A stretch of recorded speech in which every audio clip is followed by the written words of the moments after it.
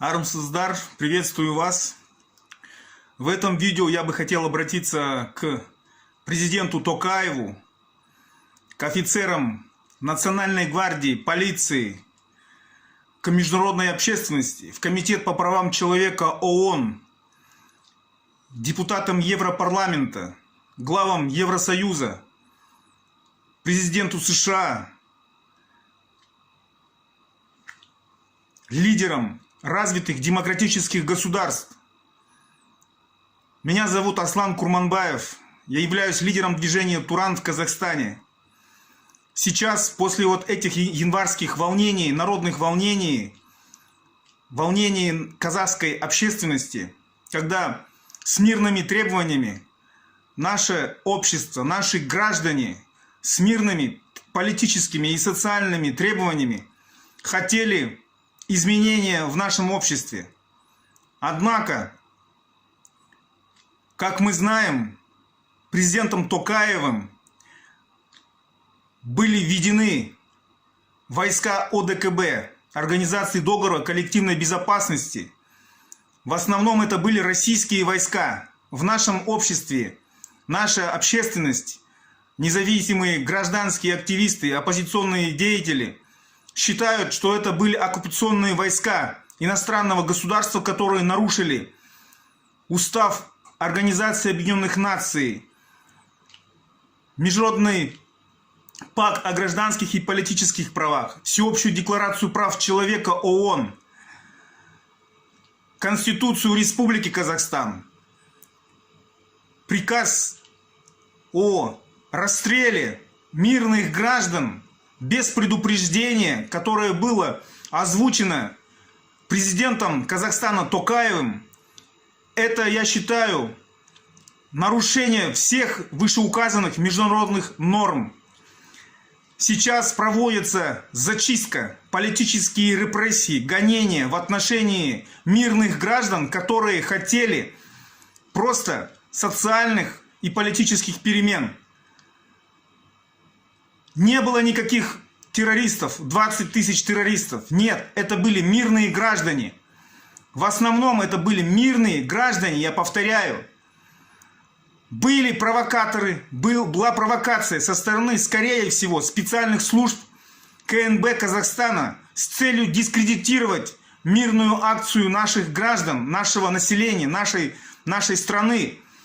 И это стало поводом для ввода российских оккупационных войск ОДКБ. Введение оккупационных российских войск были незаконными, потому что они нарушали пункт 2, пункт 4 соглашения Организации договора коллективной безопасности. В пункте 4 там прямо говорится, что введение войск ОДКБ возможно только если есть угроза извне, то есть угроза других иностранных государств на территорию Казахстана, создавая угрозу территориальной целостности Казахстана. Однако этого не было. Это был внутриполитический процесс, это были мирные граждане на мирном митинге с социальными и политическими требованиями. Однако спецслужбы Казахстана переиначили это и создали иллюзию и пропаганду якобы терроризма, нападения террористических группировок в размере 20 тысяч человек. Это ложь, циничная и жалкая ложь властей. Сейчас я обращаюсь к вам, к международной общественности, депутатам Европарламента, в Комитет по правам человека ООН, Совет Безопасности ООН, главам государств, демократических, развитых, сильных государств, дипломатическим миссиям, посольствам, которые находятся в Казахстане. Я обращаюсь к международным правозащитным организациям. Окажите содействие нашему казахскому обществу, мирным гражданам, которые сейчас находятся в полицейских участках, в заточении, над которыми сейчас производятся пытки, издевательства, насилие. Очень много сейчас в социальных сетях видишь, как приходит информация, как покалечили и убили, пытая археолога Ерлана Жагипарова. Сейчас его брат требует расследования, независимого расследования. Но как это произойдет? Как расследование произойдет, если его убили в полицейских участках? Сотрудники Национальной гвардии, говорят, последняя информация была, забирали его. Был жестоко избит гость из Кыргызстана, пианист, музыкант, которого, избив, видимо, вынудили признать себя террористом. И он признал, что он якобы является террористом, чтобы уехать оттуда, чтобы спастись с Казахстана. Сейчас он находится в Кыргызстане. Он может подтвердить мои слова, что проводят в застенках полицейских участков, происходят настоящие фашистские пытки, насилие, убивают, издеваются, калечат людей.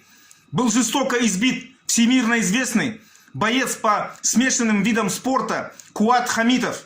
Здоровый, сильный, крепкий, смелый казахский боец, мужчина Куат Хамитов фактически после того, как его забрали спецназ Казахстана, фактически стал инвалидом. Это преступление против человечества. Поэтому я требую оказать содействие, помощь дипломатическими, политическими мерами в отношении руководства страны, в отношении Токаева, в отношении политической верхушки Казахстана, которая фактически сейчас ведет политику репрессий, тотальных пыток, насилия. Это очень опасная ситуация сейчас создана в Казахстане.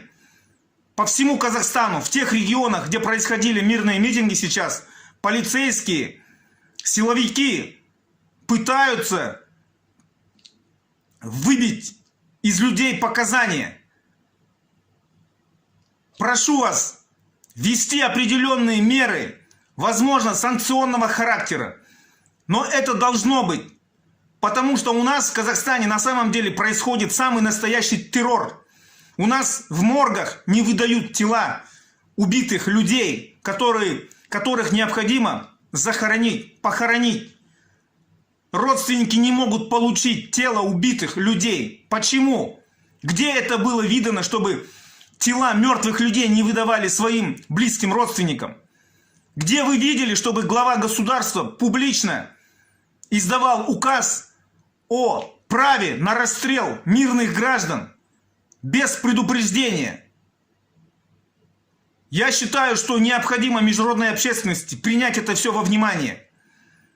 Очень страшно сейчас в Казахстане для тех простых мирных граждан, которые подвергаются этим пыткам, репрессиям. Прошу вас, не оставьте нас, Казахстан, в этой беде.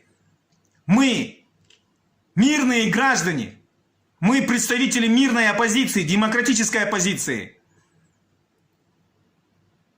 Потому что мы безоружны, у нас нет вооружения. Мы просто выходили на мирный митинг, наши граждане. Не было никакого осознанного, умышленного акта терроризма. Не было этого. Были определенные провокаторы, как я говорил выше. В основном это мирные граждане. Если мы знаем, в 1986 году в Алма-Ате, в декабре, 16 декабря, когда казахская молодежь также вышла на мирные митинги с требованием о том, чтобы главой государства Республики Казахстана, Казахская ССР, когда Казахская ССР была в составе Советского Союза, казахская молодежь, граждане Казахстана потребовали просто поставить, назначить на роль главы республики местного национального кадра. Однако Москва, политическая власть Советского Союза, обманной, циничной, лживой пропагандой объявила казахов хулиганствующими элементами, террористами, дебоширами. В Жаназене 2011 года, 16 декабря, также нефтяники, мирно протестующие нефтяники с социальными требованиями о повышении заработной платы, также были расстреляны полицейскими, вооруженными автоматами.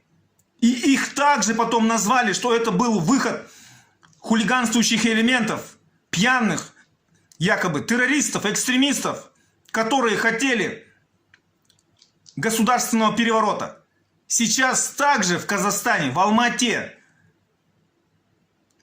лживо говорят, что была инициатива по государственному перевороту в стране. Не было такого.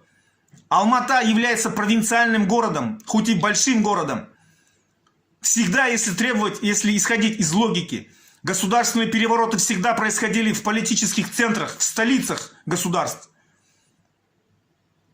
Не было никаких террористов. Я считаю, что это лживая пропаганда властей. Меня зовут Аслан Курманбаев. Прошу вас, обратите внимание, международная общественность, главы государств, Совет Безопасности ООН, Комитет по правам человека ООН, депутаты Европарламента, главы Евросоюза. Обратите внимание на массовые нарушения международных норм Конституции Казахстана. Фактически в Казахстане сейчас политика террора, репрессий, пыток, насилия в отношении мирных граждан, в отношении населения Казахстана. Сейчас я выхожу с этим видео. Я знаю, что в любой момент за мной тоже могут прийти люди. Сейчас у них развязаны руки. У этой политической власти развязаны руки. Но я пытаюсь достучаться, да, рискуя своей жизнью, своей свободой, своим здоровьем сейчас. Я рискую этим. Но я не могу слышать, не могу видеть, не могу думать о том, что сейчас пытают в полицейских застенках наших мирных граждан Казахстана, моих братьев, мой казахский народ. Спасибо за внимание. Делитесь этим моим видео. Пусть это видео дойдет до всего мира, до международной общественности. Пусть это видео дойдет до Токаева. Касым-Жомарт Кемелевич Токаев. Я требую прекратить насилие, пытки в отношении собственного народа. Это преступление против человечества. Спасибо за внимание. Подписывайтесь на YouTube канал. Делитесь этим видео. Казак, Туран ели, алга!